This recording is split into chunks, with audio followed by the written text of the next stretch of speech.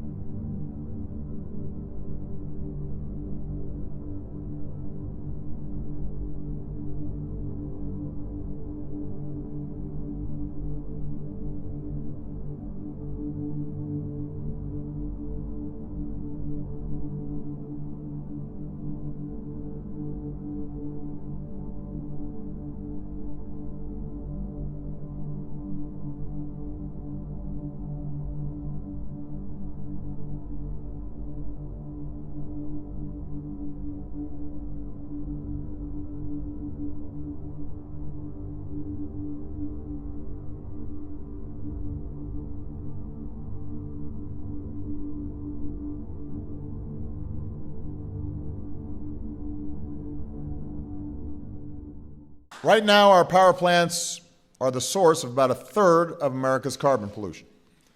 That's more pollution than our cars, our airplanes, and our homes generate combined. That pollution contributes to climate change, which degrades the air our kids breathe.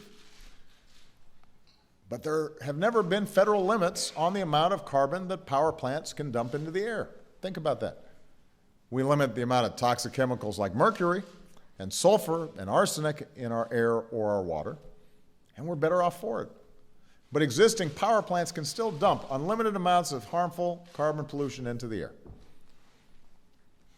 For the sake of our kids and the health and safety of all Americans, that has to change. For the sake of the planet, that has to change. And today, after working with states and cities and power companies, the EPA is setting the first ever nationwide standards to end the limitless dumping of carbon pollution from power plants.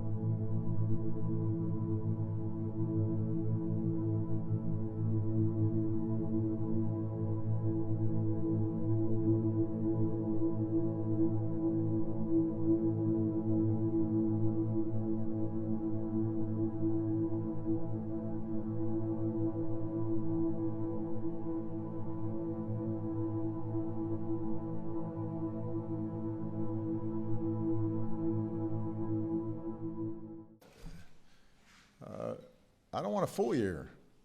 This is going to be hard, dealing with climate change in its entirety. It's challenging. No single action, no single country will change the warming of the planet on its own. But today, with America leading the way, countries representing 70% of the carbon pollution from the world's energy sector have announced plans to cut their greenhouse gas emissions. In December, with America leading the way, we have a chance to put in place one of the most ambitious international climate agreements in human history. We can figure this stuff out as long as we're not lazy about it. As long as we don't take the path of least resistance. Scientists, citizens, workers, entrepreneurs, together as Americans, we disrupt those stale old debates, upend old ways of thinking. Right now, we're inventing whole new technologies, whole new industries, not looking backwards, we're looking forwards. And if we don't do it, nobody will.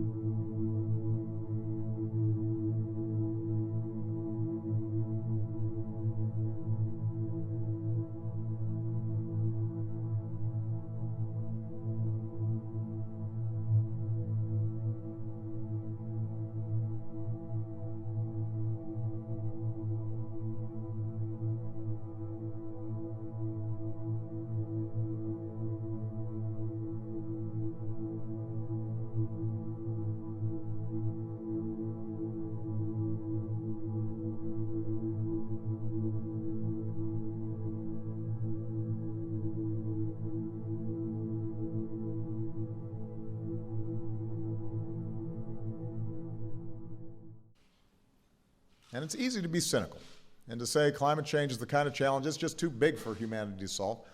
I am absolutely convinced that's wrong. We can solve this thing, but we have to get going. It's exactly the kind of challenge that's big enough to remind us that we're all in this together.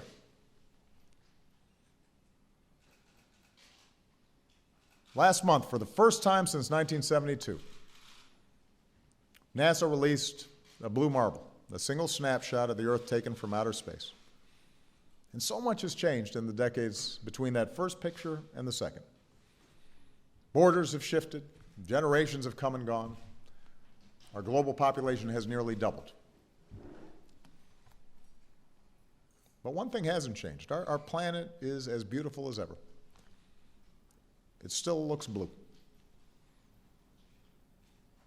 And it's as vast, but also as fragile, as miraculous as anything in this universe. This blue marble belongs to all of us. It belongs to these kids who are here. There are more than 7 billion people alive today. No matter what country they're from, no matter what language they speak, every one of them can look at this image and say, that's my home. And we're the first generation to feel the impact of climate change. We're the last generation that can do something about it. We only get one home. We only get one planet. There's no plan B.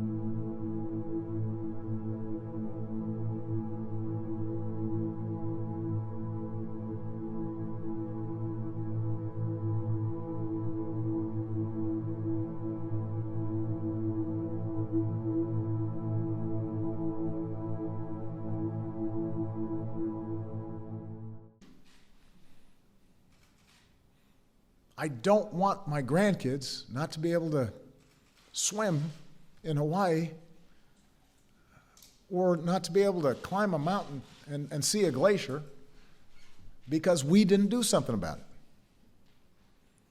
I don't want millions of people's lives disrupted and this world more dangerous because we didn't do something about it.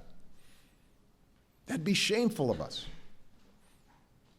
This is our moment to get this right and leave something better for our kids. Let's make most of that opportunity. Thank you, everybody. God bless you. God bless the United States of America. Thank you.